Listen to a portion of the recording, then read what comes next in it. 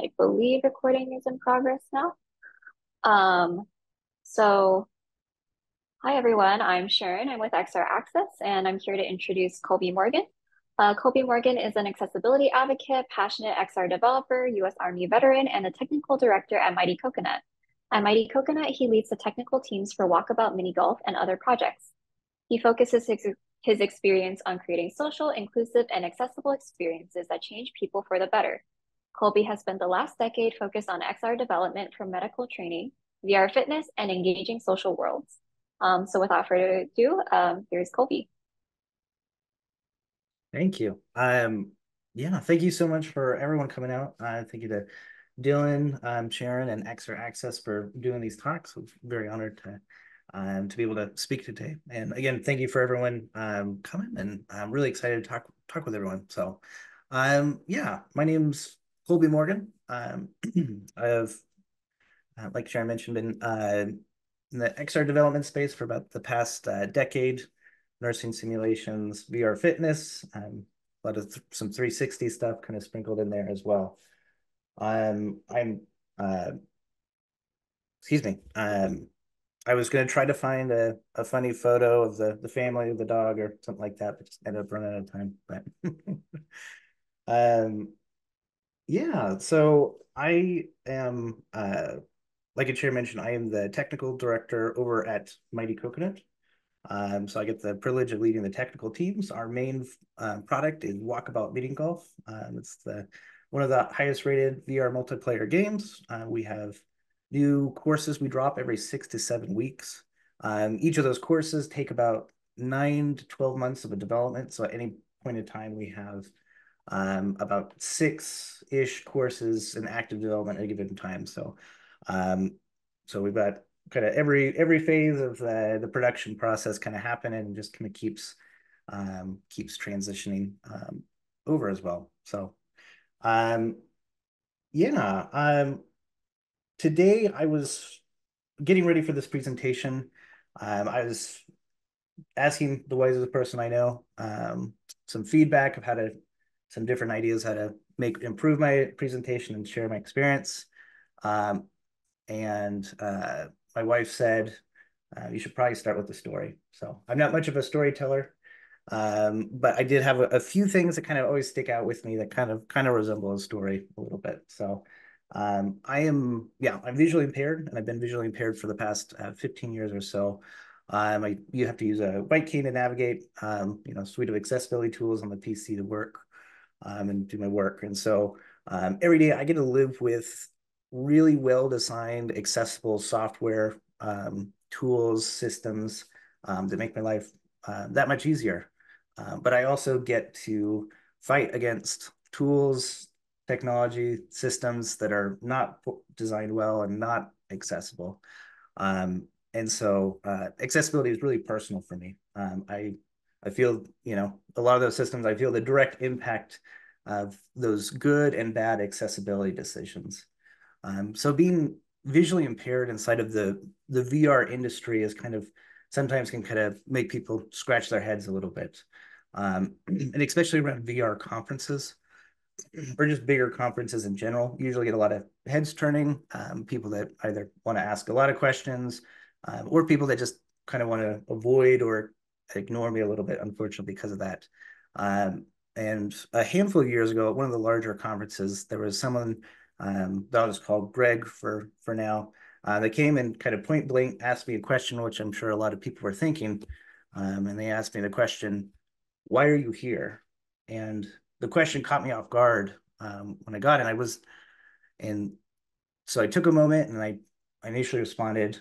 I'm the technical director over at Mighty Coconut. We've got our game Walkabout. I'm here to network, talk tech, go to a few talks, and connect with other studios as well. And he goes, "No, no, no. Why are you here?" And I knew it wasn't the answer he was looking for, but I was thrown off, so I didn't know quite how to respond. And then and now I like think back to the first time I got to try VR with when the DK1s were getting shipped out, and back then the experiences weren't designed super well, and there weren't a ton of them out there. But I had this magical moment of putting that on and realizing how powerful this tool could be. And just putting that on and seeing that, unlike a lot of the games I struggle with, it's so hard to, I can put the camera where I want it to be. I can get as close or as far away. I can get a perspective on something that's going to be easiest for me. There can be designs, in worlds with high contrast and really designed visually obvious things. We can scale up text as big as we want it to be. I can put my face as close to it as we want it to be. So it's kind of unlock this part of the mind of just realizing how powerful this could be of a technology that I could see better, or I could see more effectively inside of this space than I could in real life. So I think for most of us here too, I think when we think about we're um, why we're here, it's, I think for me, and I like I said, all of this is, I think we see that the opportunity and the potential in this technology, and how much of this can change people's lives. And every day I'm already so much familiar, so familiar how much it's changed my own life. And so excited to share that with other people, and really view VR and a lot of these emerging technologies as not just tools we need to make accessible after the fact, but the fact that these tools can be accessibility tools that can make other experiences more accessible and connect people and connect experience, or just connect us more and get people more engaged, more connected. So I never answered him, but Greg, that's why I'm here. So moving on, so we have Walkabout Mini Golf, and I'm going to talk about some of the accessibility features and different pieces inside of that, and kind of from our process. So at least getting ready for this, when I think about accessibility within Walkabout Mini Golf and Mighty Coconut specifically, there's kind of three big pillars. I break these up. We've got our that make all of that possible and also make it easier and better and kind of sharpen a lot of that. We've got our culture, our design, and then the features themselves. Um, so the culture is big for a lot of reasons, and I'm always a big proponent. If you've got a team that you take care of, you've got a happy team, you're going to have a better product, you're going to have a better process, and you're just going to have a better time doing it too. And that can be more than true, especially around accessibility. And one of the pieces at Mighty Coconut that helps us a lot is we have a culture that's really open to feedback. Like I said, we're doing new courses. We got 6 or 7 active development courses at a time, and course being pushed every 6 or 7 weeks. So we're constantly doing little tweaks. We're constantly looking at our process, how we can improve. And a big part of that is just giving everyone on the team a voice. So we do a lot of, like most game studios, we do a lot of internal play tests, and we really make a point to give everyone on the team, top to bottom, has a voice to give feedback of, excuse me, that's really nauseating, or that's really uncomfortable, or, that works really well. I can read that text. That's awesome. We should do more of that. So just giving a voice so we have more perspectives on things, and we can really sharpen a lot of the processes and tools that we're working on.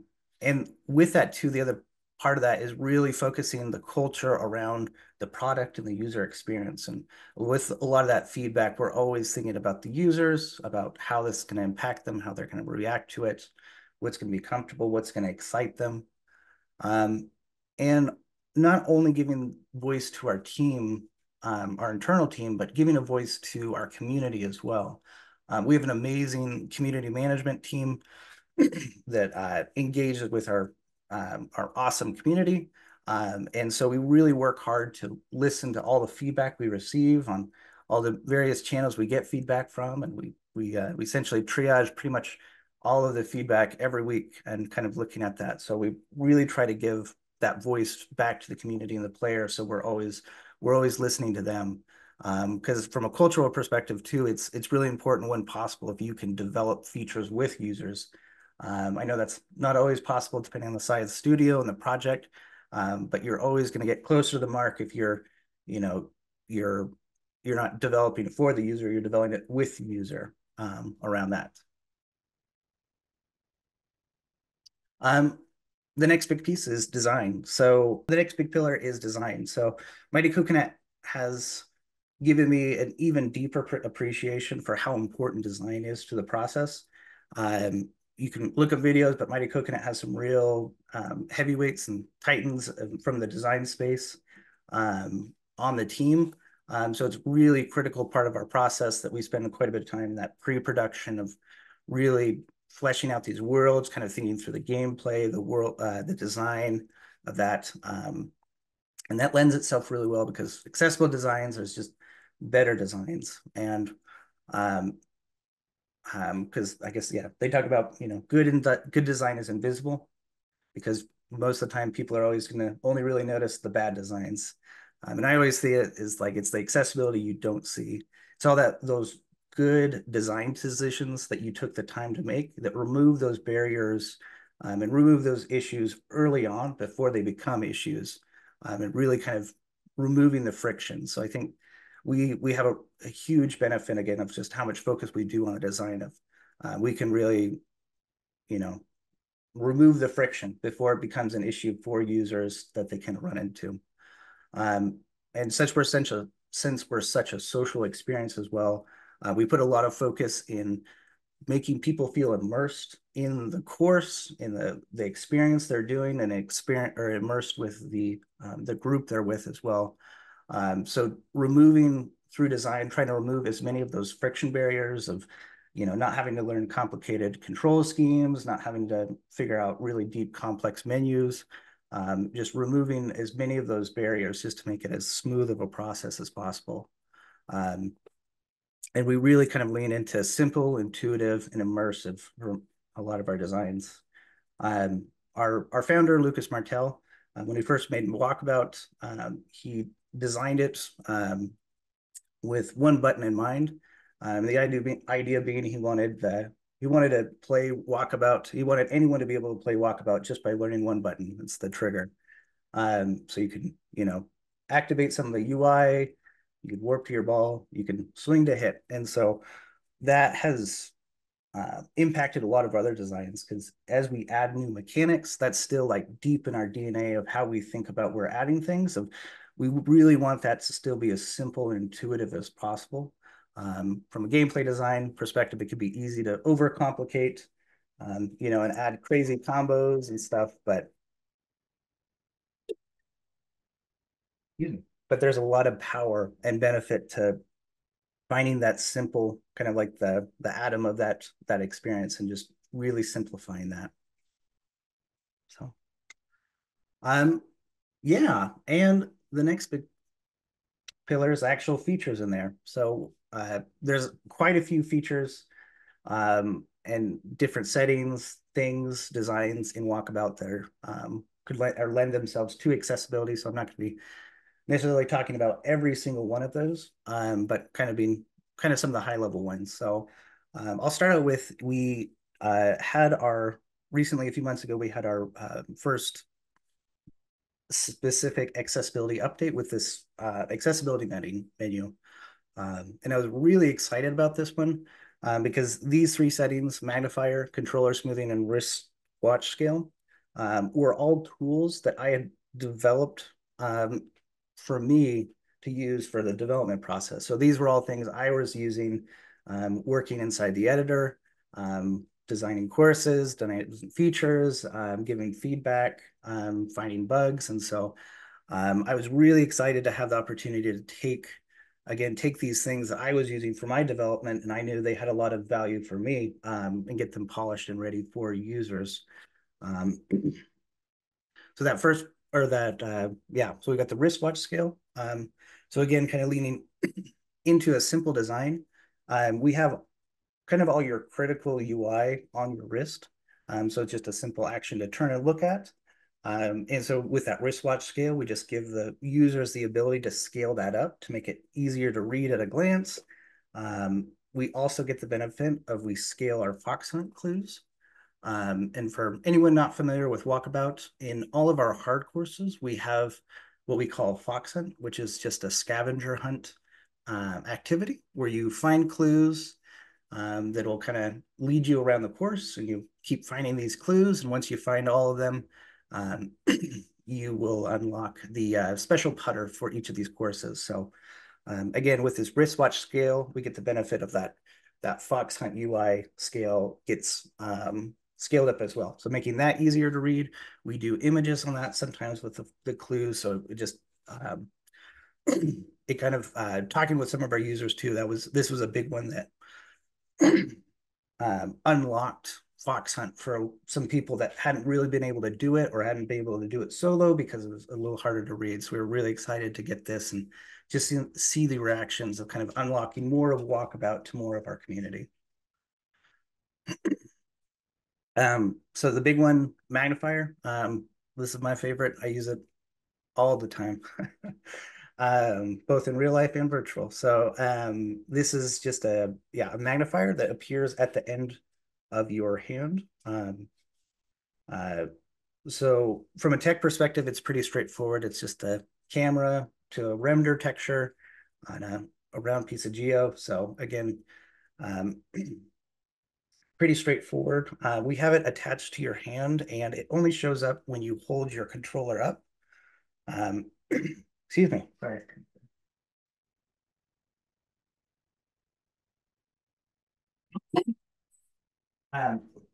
So we when I was getting that ready for prime time for users, I didn't want to add a new button for users have to learn, have to do that and bring it out and memorize that. So we just had it pop up once you hold the controller, essentially like you'd hold a real life magnifier. And so really wanted to capture kind of more of that intuitive motion of in real life, if you were holding a magnifier, how would you hold that to look at things? And so just try to make that much more of an intuitive motion rather than a button pattern that users have to memorize or anything like that. So with the settings too, users are able to change the level of magnification on that for whatever best suits them. So while designing this, or while polishing this, I guess, for users, one of the things I ran into, I feel like over the years, I've gotten pretty strong VR legs.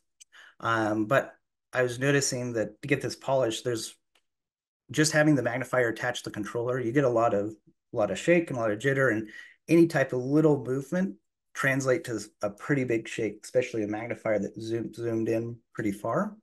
And so adding a motion smoothing on top of that just made that much more of a polished experience and made it much more comfortable to read and much more comfortable to use. And so not sure on the connection. Hopefully you can kind of see on that left there, that's kind of how it was before and then after with that motion smoothing. Just a few kind of technical, for any tips is the angular smoothing is the big one. Positional smoothing kind of helps a little bit, but the angular smoothing is really what gets you, helps to kind of eliminate that jitter for something you're holding like that, especially a magnifier. I will say that you can go too far in the other direction. If you do too much motion smoothing, you're going to have too much latency, which can be uncomfortable for a magnifier. If you're staring at that magnifier and you move it or try to move it and it doesn't move or it moves delayed, that disconnecting experience can be pretty uncomfortable for users. So it's definitely a balance of finding enough motion smoothing that you get the benefit of that, making it easier to read, but not so much motion smoothing where you have a lot of latency and you're getting kind of nausea or just discomfort from that latency. The other big one in this one is the controller smoothing. So this is specifically designed. I had a few friends and family that was able to kind of work with making this feature kind of really unlock Walkabout for them. So this just takes the positional and rotational information from the controller and then smooths out that motion by averaging all those changes over X number of frames and smooths out that. So any abrupt jerky motion is going to get smoothed out. It'll still capture kind of your broader motions, so especially for golfing or putting, you want like still want your back swing and your forward swing, but it definitely kind of helps to smooth out that. So, and it also helps for navigating UIs too. We use a traditional laser pointer UI system. But again, if you've for anyone with tremors, cerebral palsy, or just anyone that has a little bit harder time keeping that controller steady, those type of menus can be pretty challenging and difficult. So this motion smoothing is also aims to help that navigation inside those menus to make that easier as well. So this type of controller smoothing has some of the same balance considerations that magnifier does as well. If you have too much smoothing, it just doesn't feel like a good experience. It feels more like you're guiding the control or you're guiding the putter. It doesn't feel like the putter is moving. You're moving the putter. So there's some various things you can do. You can try to minimize the amount of smoothing. You can add prediction on that to make the motion feel a little bit more snappier. So you can actually um, try to predict ahead where you think the rotation in the controller is going to be. The hard part about that, with I'm sure anyone that does hand tracking or hand prediction or anything like that, controller prediction, unlike other prediction for games and network scenarios, usually those are based off of physics objects or things with a predictable momentum to them. The controller can pretty abruptly change position and rotation. And so because of that, if you have too much prediction on it, you get kind of rubber banding effect, where if you're moving your controller, but then you abruptly change direction or rotation, that prediction is kind of going to make that controller swing out a little bit and then kind of snap back. And so, yeah, I'll just say that these smoothing, there's definitely a lot of layers to them to make them feel polished and usable. And I think that's a big thing with these is there's a lot of low-hanging ways to get these features out and for users.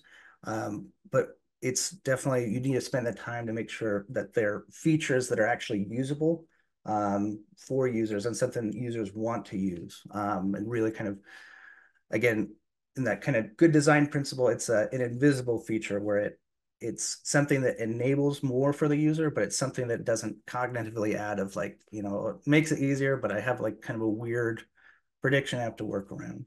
So we're still kind of balancing around with that too, but that is currently, all three of those are in our current build as well.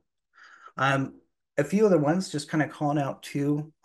These, like I said, we have a lot of features and designs that lend themselves to accessibility that we don't outright call accessibility, or at least put them in the setting, that tab of our settings menu.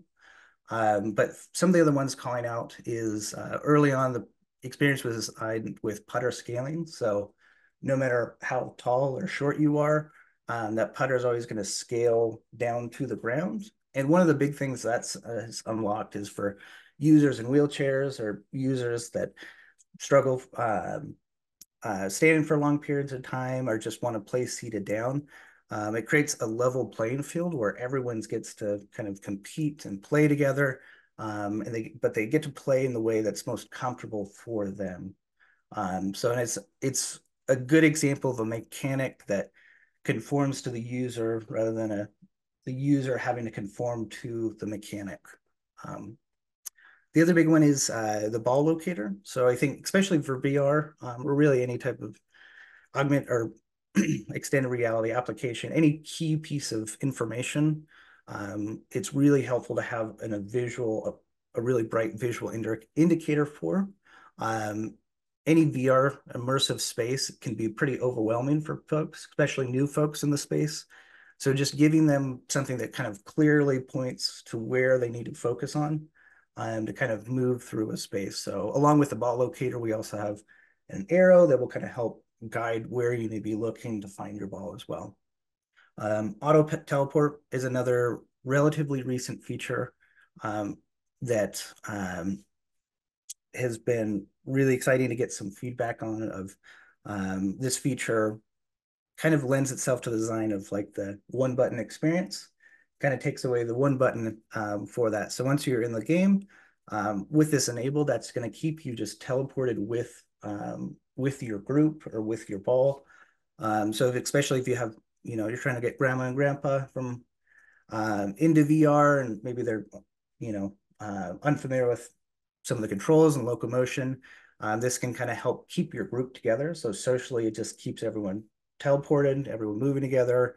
So even as you progress, everyone's just naturally moving and staying together as well. So um, yeah, well, like I said, we have a lot more things that lend themselves to accessibility within Walkabout.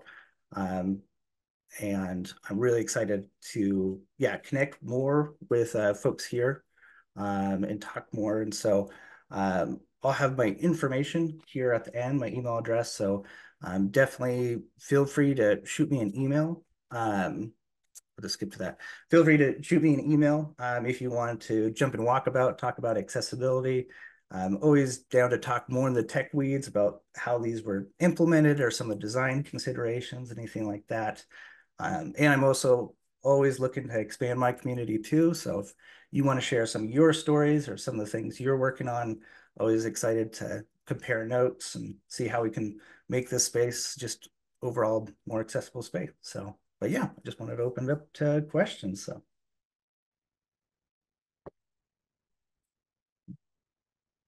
Yeah. So thank you so much, Colby. That was a really insightful talk. So we have a few questions to start off with, and other people can raise their hands, use the Q&A feature, or just type directly in the chat. But our first is from Victor. Thanks for the great talk, Colby. Does Walkabout include any accessibility features for users who are severely blind, or maybe future plans to include such features? Yeah, definitely. We have I've kind of got my list of next features kind of planning out. So we do have some more features planned about just making the ball even more accessible.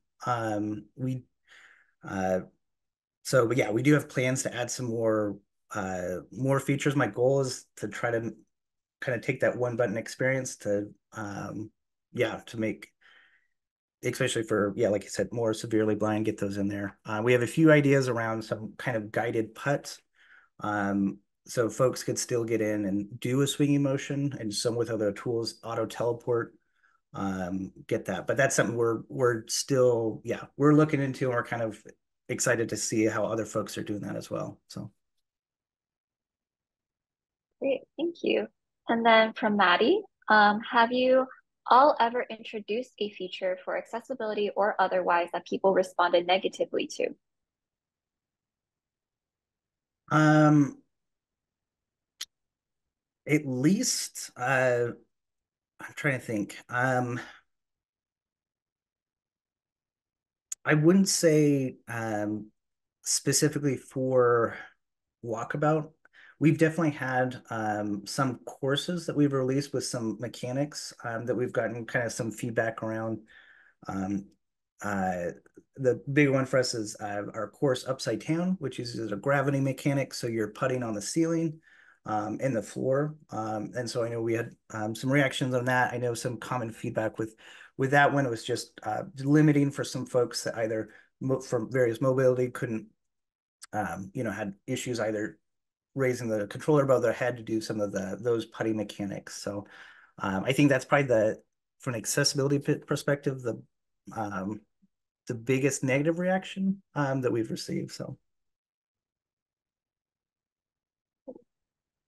That's really interesting. Yeah. And from Beth, I love Walkabout, but I frequently accidentally hit the ball before I mean to. Is there a way to help prevent that? oh, totally. We have there's a setting on the putter tab called grip to putt. And once you find it, you'll never go back. So that grip to putt, once that's enabled, your putter head stays disabled till you hold down that grip button. So yeah, it's made specifically for that scenario. So it's like you can line up, you can do a couple practice shots, but you're not going to hit the ball until you're holding down that grip. So Okay, awesome. And now from Brett. Um, Sometimes I host events in WAMG, and it would be amazing to be able to add a laser pointer for the host of that respective room to provide some visual guidance when teaching the game. Is this an option? Anything like this?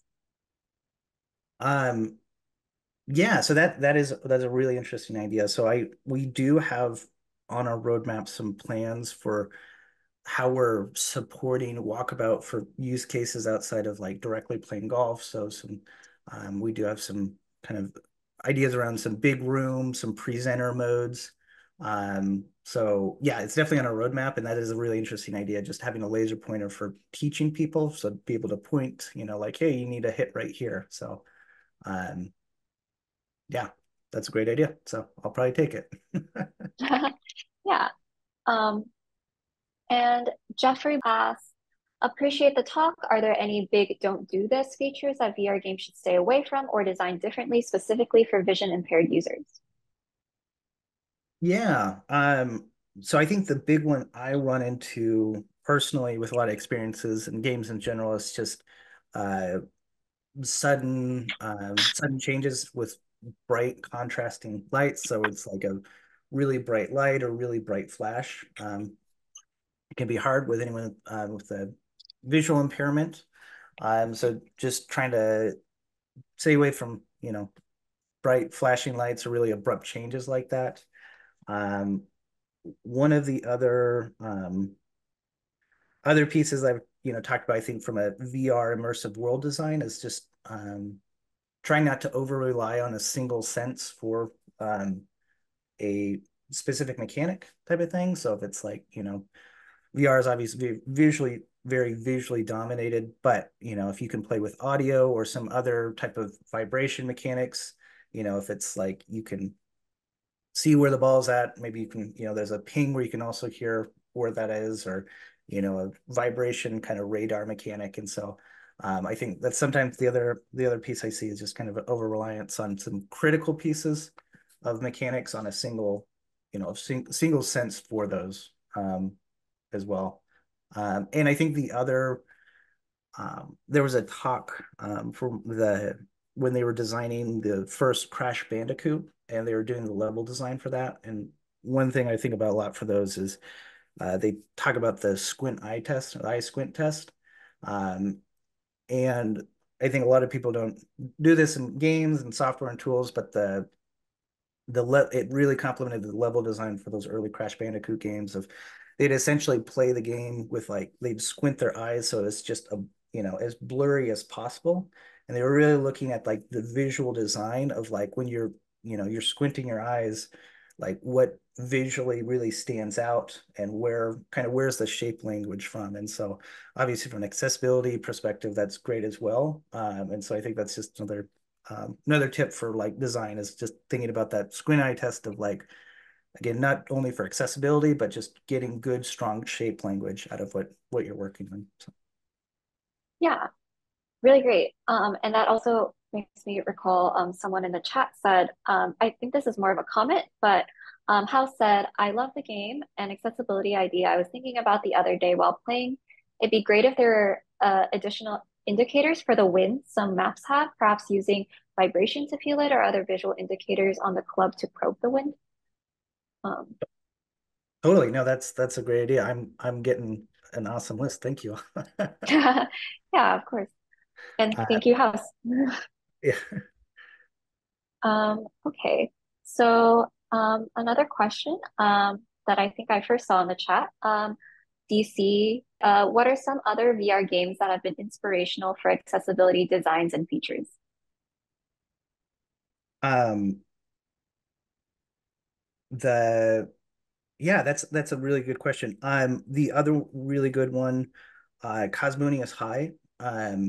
They have some really good accessibility in that application, and especially visually specific. They've got a screen reader in there, um, and kind of some really strong visual indicators. And so I know they put a lot of work and kind of research into that one as well. So I would definitely highly recommend if anyone's looking for inspiration or anything like that. Yeah, Cosmonius High, and in general, a lot of Alchemy games are they've got really good accessibility as well.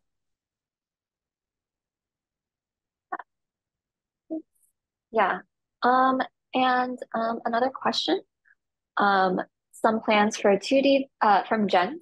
Some plans for a 2D version. Are you going to add a feature that allows players in VR to play with players in non-VR 2D version of the game together? Um, yeah, so we have our mobile app that's coming out relatively soon. We've been in open beta on that for a little while, and so we're going to have that releasing, and that will be full cross-play as well. So you'll be able to, someone on their phone can jump to the same room and play with people in VR as well. So, but yeah, we're definitely want to, the social aspect is such a core experience of Walkabout. So really want to make sure that, as we add more platforms, that we would maintain that cross-platform and just make it easier for more folks to get into Walkabout. So,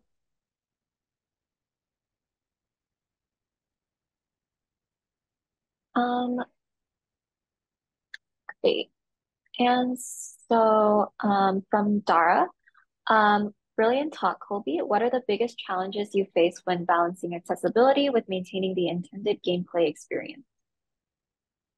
um, yeah, no, that's a great question. Yeah, I think there's a lot of it is I think how you think about the design, and like I said, I think there's um change, yeah, just having that part of your process of that, accessible design is better design, and so I think part of it comes down to obviously not all accessibility features apply to all games, all tools and software. Some tools and games need very specific accessibility features.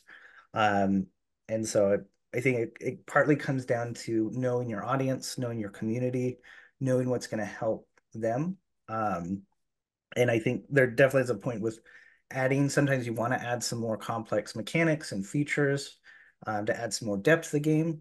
And I think a lot of times for us is we look at um, we want to keep kind of like the base experience as accessible as we can. But then as we layer more gameplay depth to those, trying to keep those accessible, but there's still make sure there's always a path for kind of a path for an accessible path with those. And so um, maybe not everything is totally accessible, or every type of gameplay feature or setting is accessible, but really trying to make sure that you have your core experiences that as broadly as still captures, still connects people, and gets that. And so um, yeah. Awesome, thank you. Another question from DC. When is the best time to start developing accessibility features? um the best time, yeah, so um I think ideally if you're at least for us, like I said, I think we get the benefit of we spend a lot of time in that early design phase. And so there's a lot of things you solve by focusing on that pre-production phase that initially don't feel like accessibility features type of thing, but they remove those barriers before you necessarily need to add an explicit accessibility feature for. And so I think the best time is to start on those is as soon as you can, early in that design process, um, is, is ideal. So as soon as possible. Yeah, I definitely agree. I feel like in my own experience, like the later you wait to add accessibility features, the harder it is to implement at that point. Um, yeah, like a lot of rebuilding essentially. Um, a question from Scott. How difficult has it been for you to get accessibility prioritized within the VR industry? um, yeah, so yeah, like I said earlier, I think um, a lot of the events I go to and folks I meet and talk to, I can kind of get head scratched of, why is someone who's visually impaired in a career in a space that's so visually dominated. And so I think there's a barrier of kind of breaking through to people um, of kind of drawing that connection of, you know, people, I think a lot of people just assume since it's such a visual medium that there's no way to make it accessible for low vision folks. And so I think that's usually kind of the first barrier to break down with people of just kind of talking with them more. And so I think that comes down for, advocacy, doing more events like these, kind of spreading the word around that. And so people can kind of have that moment of realizing how powerful and how liberating the technology can be for people. Um, and yeah. Awesome. Um, a question from Darby. Are there any accessibility features in the wider gaming catalog that stand out to you as especially good for disabled gamers? Um,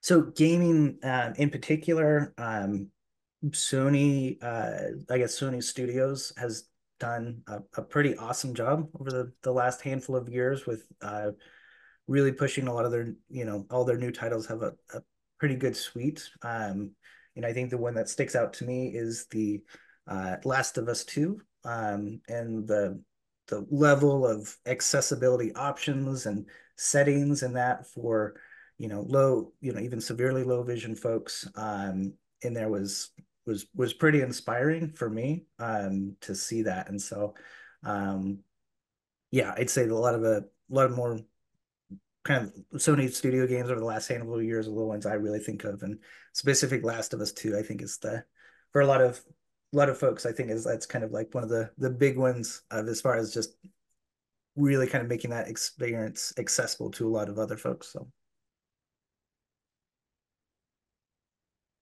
Yeah, The Last of Us has a very inspiring level of accessibility features. Um, so from John, awesome presentation. Colby, it's easy to forget about accessibility features in game development when your individual needs are being met. What would you say is the best way to get more people informed about the different types of accessibility features that could help improve your game? um yeah, no, that is a good question. And that's something I've actually been thinking a lot about. I know I've been trying to, I think there's, with, the XR access, I think these communities are starting to build up more. And so I think there's more and more resources online for, um, ideas for tools to build, and what to build, how to build them. And yeah, I think that the big one I've been really looking at is like the connecting more of like the folks in the industry of, being able to compare notes. So I know I've been working with Jasmine quite a bit over at Alchemy, and we've had a lot of luck just kind of comparing notes with some accessibility features. And so I think um, that's, I think, the big piece of just getting people connected and talking more of and sharing their experiences. Because I think there's, yeah, just more work we can all do to kind of add more to the catalog of information and resources there.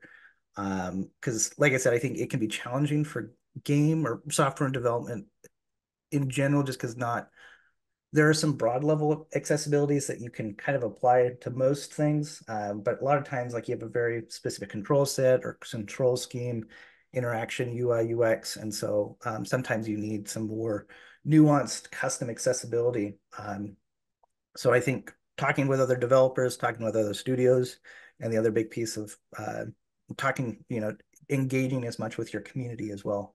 Trying to find out what users play your game, and then also trying to find what users would be interested in your game or your product but can't because of something, or some limiting factor or accessibility, and what are those. And obviously those, it can it can be a challenge to kind of find some of those, but a lot of it is just, like I said, engaging with community and other developers and studios. So Thank you. And to add on to that, John, David also suggested a suggestion from how Mighty Coconut does it is to hire people with disabilities and have beta testers and content creators with accessibility challenges. mhm. Yeah, so just bring in the community as much as possible. Um, okay, so um, let's go to Carl first. Kind of a two-part question. With a game in active development, you had mentioned community feedback. Does that come with expectations? And how do you find a balance between maintaining accessibility and the added complexity of a new feature? um yeah, so I guess the first one, the first part of that question was just uh oh, just managing expectations. Mhm. Yeah, so yeah, definitely. I think that's it can definitely be a challenge when you're working with the community a lot and iterating on ideas, because it definitely happens where your early alpha beta testers. So the early groups, you can try new things and they get some early expectations. We run into this um, not just around specifically around accessibility, but a lot of our course designs where, if we alpha test it or beta test it too early, everyone kind of gets these preconceived notions of the course and how it works. And you kind of lose that option for like getting a really fresh take on that. And so there definitely is a balance of like finding the right time. I guess going back to the accessibility update, there was a lot of those features again that I was using internally that I could have, slapped in there and shipped out sooner, but there was that polish factor of that if I hadn't put in there, that probably wouldn't be quite as useful to people. So finding that right balance of making sure that it's ready and it's really solving something for someone and solving something for someone in a way that they're going to use it, continue to use it. So, um, and sorry, remind me the second part of that question. So how do you find a balance between maintaining accessibility and the added complexity of a new feature? Mhm. Yeah, yeah, totally. So yeah, um I think the big one is just trying to think of like the layers of your game. And really trying to for us at Mighty Coconut, we've kind of got our base experience that we really try to keep as simple and intuitive as possible. So as we add new features, I know we think a lot about how easy is this and how intuitive this is. And so we try to add routes for more gameplay depth or more of our pro users, more of a challenge. But we try not to make those things like a requirement to play the base experience. And so, if you want to, practice really hard and unlock all the hard courses and get holes in one all the courses, like that's awesome. And you could do that type of thing. But if you just want to get in and talk with your friends, you don't, you're not limited by those things. So I think it's a balance of finding how you layer on gameplay complexity and depth with new features, but how do you also keep kind of like that core experience accessible and open to people and add the depth for folks that are ready to do more complex mechanics and behaviors, but not at, while not sacrificing your core experience. Thank you. And Asim has a specific question. I have a VR experience releasing soon on the Apple Vision Pro, and there's a whole lot of seizure-inducing stuff that is kind of integral to it. I can't do much about that experience, but it's a short teaser game meant to tease a full-length game coming out in 4 years optimistically, so I want to plan to make that full game more accessible to players prone to seizures. Are there any good practices to test for seizure-inducing things, or is it as simple as adding a setting that disables flashing lights as much as possible? Yeah, I think the big one is for that, and we have a handful of courses where we you can disable some of the flashing lights as well. I think our El Dorado and our Widow's Walkabout course. But anyway, I think the big one for those is just uh, communicating as much of that to the user as possible. I know some games will always have like kind of like a warning screen when you first boot up, or if it's like you're loading into a course with that, they'll sometimes have a warning. I think it's the biggest, just trying to take that surprise away from people because I know I can feel uncomfortable with those bright flashing lights. And if I'm surprised by them or I don't know they're coming, that makes the experience that much more worse. And so I'd say that'd be a big piece of just if it's, part of that experience, if there's a way you can, um, you know, either early in your demo to just alert users, let them know like, hey, just so you know, this is about to happen, or this could, this will happen in this experience, even if ideally when that pops up, you give the option to disable some of those flashing lights before they get to it. Thank you. And then from Jen's in the chat, thank you so much for your presentation. Are you going to do this kind of Zoom meeting again in the future when more features have been added? Um, yeah, I mean, yeah, I'd love to keep doing these, especially as we keep adding more things. So, Yeah, yeah. And I definitely feel like um, I think that XR Actors would probably really enjoy having you again at some point in the future. So thank you for thank being you. here. Thank you. And I think that unless there are more questions, we have A very fun question from Scott. Is it hard being such a wonderful person and inspiration, or does it just come naturally to you? Oh man, depends on the day. Depends on the day. So. Okay. So final question or another question from Darby. Thank you for the great talk. How can big tech companies such as Meta support game developers in making their games more accessible? Totally, that's a great question, and actually something I forgot to mention early in the presentation too. Of uh, especially a lot of the features I think we're developing. I know I'm trying to lean on Meta and other platforms, and I'd encourage if there's anyone here from Meta or anyone that's working with Meta to keep kind of putting some of the pressure on them. I think there's a big opportunity, especially some of this magnifier, this motion smoothing. There's a big opportunity to just have these features implemented at a platform level. And while I love developing these tools, I think that there's a lot of value if we can do it at the platform level. So all apps can automatically benefit from features like these. And so, yeah, I know, like I said, I lean on Meta and keep on, trying to push them. And I know they're looking at different things with this. And so I'd encourage everyone here to continue to send Meta feedback and kind of keep encouraging them to incorporating these accessibility features at a platform level. Thank you so much.